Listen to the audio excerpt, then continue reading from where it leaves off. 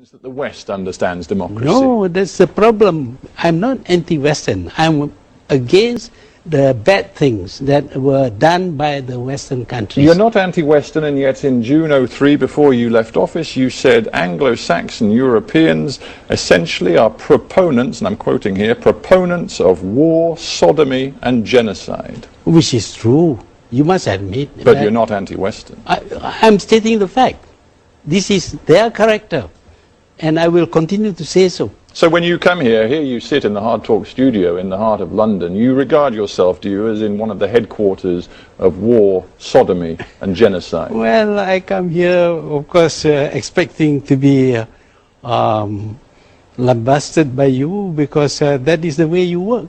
Well, I'm not lambasting you at all. I'm trying to tease out whether you believe it was a mistake for you to use this sort of language, because you clearly cut yourself off from any sort of meaningful dialogue with the West when you used these words. The Europeans used to call us the lazy Malays, incompetent Malays, untrustworthy Malays.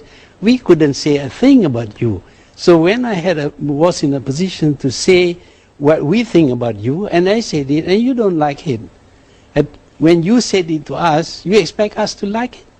We didn't like it, but we had no way of making our voices heard. I'm just wondering how you feel about democracy. Of course, in the world since 9/11, the United States and a coalition of partners led by the United Kingdom have talked a lot about spreading democracy. Do you believe in democracy? If you look at the history of the West, they come up with all kinds of ideologies. They use it for some time and then they found it defective and they drop it and start on another.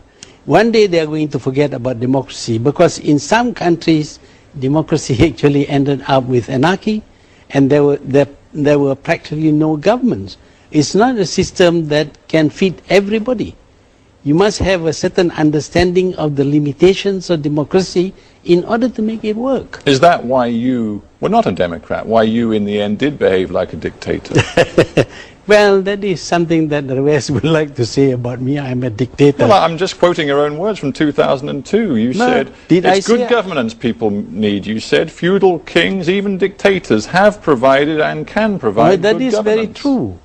That is very true. So why disguise your real feelings? Why not just say to me, yes? The great civilizations of the past did not have democracies, and yet they became great. It's not necessary that the system will work for everybody. But if you have a bad leader, even the democratic system would fail. You must remember that it is a democratic country which dropped atom bombs, killing 200,000 people.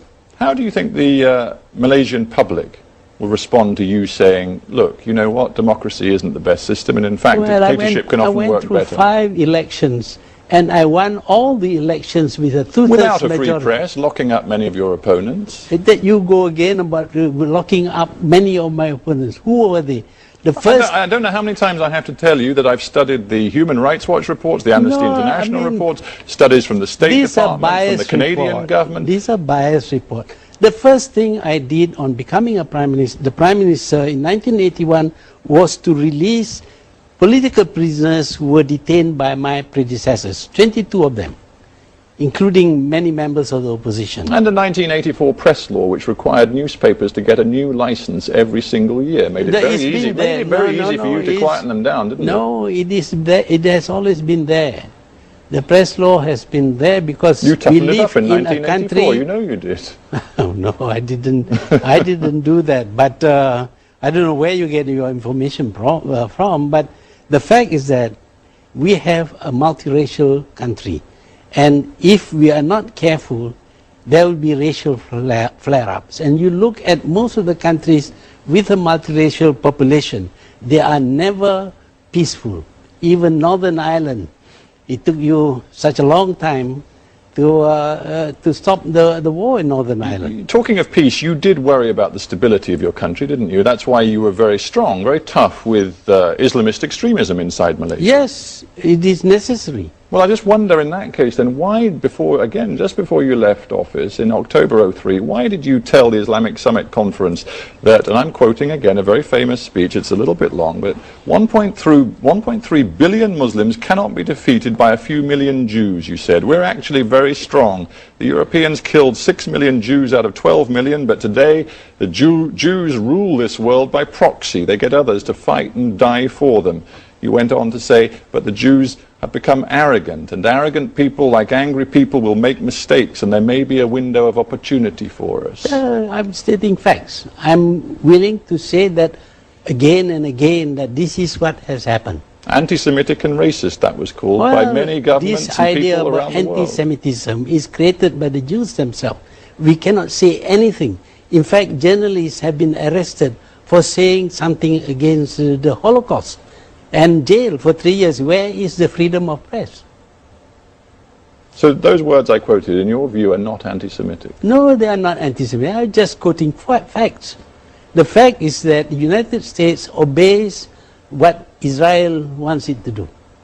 You call them facts. Let's leave that aside for a moment. I'm trying to understand your logic. Here you are, a man who says that your own country is potentially destabilized by Islamic extremism, and then you go out in an Islamic conference and you use words which could have been used by Osama bin Laden. There's no contradiction. No contradiction at all. Well, forgive me, but I see a major contradiction. I don't want Islamic terrorism any more than I want Jewish attacks against Israel or American bombs on Baghdad. It is not incompatible. Do you feel confident that people still listen to your message? Well, I wouldn't be able to say. In Malaysia, people Why should people worry about me? In Malaysia, people say, and I'm talking about the Prime Minister, the Leader of Opposition, it is time for you to be quiet. Why should I be quiet? You mean to say when they are doing something that is wrong to my country, and I should not say anything?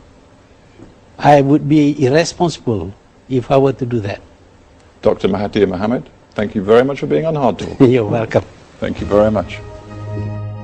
Perjuangan kita belum selesai kerana hanya yang cekal dan tabah dapat membina mercu anda